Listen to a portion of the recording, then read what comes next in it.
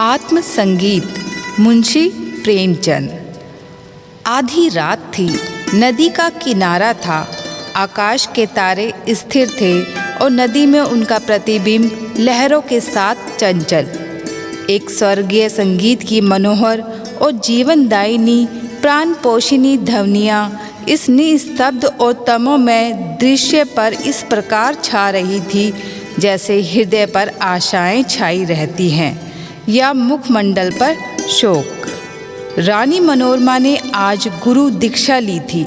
दिन भर दान और व्रत में व्यस्त रहने के बाद मीठी नींद की गोद में सो रही थी। अकस्मात उसकी आंखें खुली और ये मनोहर ध्वनियाँ कानों में पहुँची। वह व्याकुल हो गई जैसे दीपक को देखकर पतंगा। वह अधीर हो उठी जैसे खांड की गंध पर चींटी। वह उठी और द्वारपालों एवं चौकीदारों की दृष्टियां बचाती हुई राजमहल से बाहर निकल आई। जैसे वेदनापूर्ण क्रंदन सुनकर आंखों से आंसू निकल आते हैं। सरिता तट पर कटीली झाड़ियां थीं, ऊंचे कगारे थे, भयानक जंतु थे और उनकी डरावनी आवाज़ें। मनोरमा कोमलता और सुकुमारता की मूर्ति थी, परंतु उस मधुर संगीत का आकर्षण उसे तन्मयता की अवस्था में खींचे लिए जाता था। उसे आपदानों का ध्यान न था। वह घंटों चलती रही, यहाँ तक कि मार्ग में नदी ने उसका गतिरोध किया। मनोरमा ने विवश होकर इधर उधर दृष्टि दौड़ाई। किनारे पर एक नौका दिखाई दी। निकट जाकर बोली, माँ जी, मैं उस पार जाऊंगी। इस मनोहर राग ने मुझे व्याकुल कर दिया है। माँ जी, रात को नाव नहीं खोल सकता। हवा तेज है और लहरें डरावनी, जान जोखिम है। मनोरमा, मैं रानी मनोरमा हूँ, नाव खोल दे, मुँह मांगी मजदूरी दूंगी। माँ जी, तब तो नाव किसी तरह नहीं खोल सकता। रानियों का इस नदी में निभा नहीं। मनोरमा, चौधरी, तेरे पाँव पड़ती हूँ, शीघ्र नाव खोल दे। मेरे प्राण उस ओर खिंचे चले जाते हैं। माँ जी, क्या इनाम मिलेगा? मनोरमा, जो तू मांगे। माँ जी, आप ही कह दें, मैं गवार क्या जानूँ कि रानियों से क्या चीज़ मांगनी चाहिए। कहीं कोई ऐसी चीज़ न मांग बैठूँ जो आपकी प्रतिष्ठा के विरुद्ध हो। मनोरमा, मेरा यह हार अत्यंत मूल्यवान है, मैं इसे खेवे में देती हूँ। मनोरमा ने गले से हार निकाला। उसकी चमक से माजी का मुखमंडल प्रकाशित हो गया। वह कठोर और काला मुख जिस पर झुर्रियाँ पड़ी हुई थी। अचानक मनोरमा को ऐसा प्रतीत हुआ मानो संगीत की ध्वनि और निकट हो गई हो। कदाचित कोई पूर्ण ज्ञानी पुरुष आत्मानंद के आवेश में उस सरिता तट पर बैठा हुआ उस निस्तब्ध निशा को संगीत पूर्ण कर रहा है। रानी का हृदय उछलने लगा। आह, कितना मनोमुग्ध कर राग था। उसने अधीर होकर कहा, माँ जी, अब देर ना कर, नाव खोल। मैं एक क्षण भी धीरज नहीं रख सकती। माँ जी, इस हार को लेकर मैं क्या करूँगा? मनोरमा, सच्चे मोती हैं। माँ जी, यह और भी विपत्ति है। माँ जिन गले में पहनकर पड़ोसियों को दिखाएगी, वह सब ढाह से जलेंगी, उसे गालियाँ देंगी। कोई चोर देखेगा तो उसकी छाती पर सांप लौटने लगेगा। मेरी सुनसान झोपड़ी पर दिन दहाड़े डाका पड़ जाएगा। लोग चोरी का अपराध लगाएंगे। नहीं, मुझे यह हार नहीं चाहिए। मनोरमा, तो जो कुछ तू मांग वही दूंगी, लेकिन देर ना कर। मुझे अब धैर्य नहीं है, प्रतीक्षा करने की तनिक भी शक्ति नहीं है। इस राग की एक एक तान मेरी आत्मा को तड़पा देती है। माँ जी, इससे भी अच्छी कोई चीज़ दीजिए। मनोरमा, अरे निर्दयी, तू मुझे बातों में लगाए रखना चाहता है। मैं जो देती हूँ वह लेता नहीं, स्वयं कुछ मांगता नहीं। तुझे क्या मालूम मेरे हृदय की इस समय क्या दशा हो रही है। मैं इस आत्मिक पदार्थ पर अपना सर्वस्व न्यौछावर कर सकती हूँ। माँ जी, और क्या दीजिएगा? मनोरमा, मेरे पास इससे बहुमूल्य और कोई वस्तु नहीं है, लेकिन तू अभी नाव खोल दे तो प्रतिज्ञा करती हूँ कि तुझे अपना महल दे दूँगी, जिसे देखने के लिए कदाचित तू भी कभी गया हो। विशुद्ध श्वेत पत्थर से बना है, भारत में इसकी तुलना नहीं। माझी उस महल में रहकर मुझे क्या आनंद मिलेगा, उल्टे मेरे भाई बंधु शत्रु हो जाएंगे। इस नौका पर अंधेरी रात में भी मुझे भय नहीं लगता।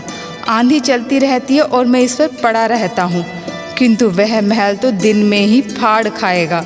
मेरे घर के आदमी तो उसके कोने में समा जाएंगे और आदमी कहाँ से लाऊंगा? मेरे नौकर चाकर कहाँ? इतना माल असबाब कहाँ? उसकी सफाई और मरम्मत कहाँ से करवाऊंगा?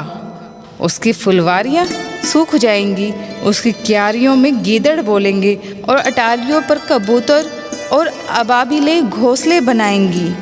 मनोरमा अचानक एक तन्मय अवस्था में उछल पड़ी। उसे प्रतीत हुआ कि संगीत निकटतर आ गया है। उसकी सुंदरता और आनंद अधिक प्रखर हो गया था। जैसे बत्ती उकसा देने से दीपक अधिक प्रकाशमान हो जाता है। पहले चित्राकर्षक था तो अब आवेशजनक हो गया था। मनोरमा ने व्याकुल होकर कहा, आह, तू फिर अपने मुंह से क्यों कुछ नहीं मांगता? आह, कितना विरागजनक राग है, कितना विहल करने वाला। मैं अब तनिक धीरज नहीं धर सकती।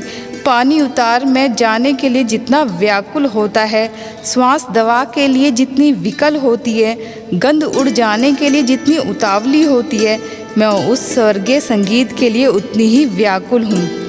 उस संगीत में कोयल की सी मस्ती है, पपीहे की सी वेदना है, श्यामा की सी विहलता है। इसमें झरनों का सा जोर है, आंधी का सा बल। इसमें वह सब कुछ है जिससे विवेकाग्नि प्रज्वलित होती है, जिससे आत्मा समाहित होती है और अंतःकरण पवित्र होता है। माझी, अब एक क्षण का भी विलंब मेरे लिए मृत्यु की यंत्रणा है। शीघ्र नौका खोल।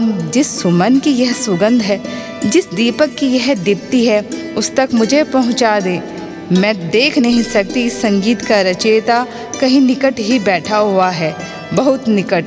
माझी, आपका महल मेरे काम का नहीं है, मेरी झोपड़ी उससे कहीं सुहावनी है।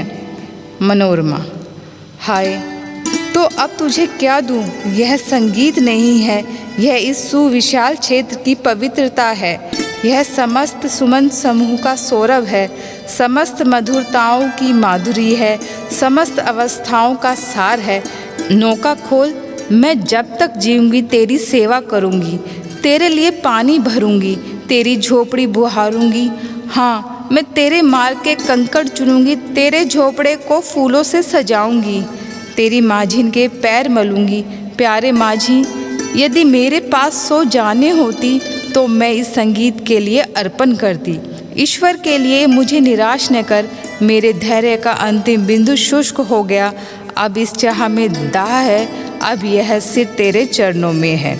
यह कहते कहते मनोरमा एक विक्षिप्त की अवस्था में माझी के निकट जाकर उसके पैरों पर गिर पड़ी। उसे ऐसा प्रतीत हुआ मानो वह संगीत आत्मा पर किसी प्रज्वलित प्रदीप की तरह ज्योति बरसाता हुआ मेरी ओर जा रहा है। उसे रोमांच हो आया। वह मस्त होकर झूमने लगी।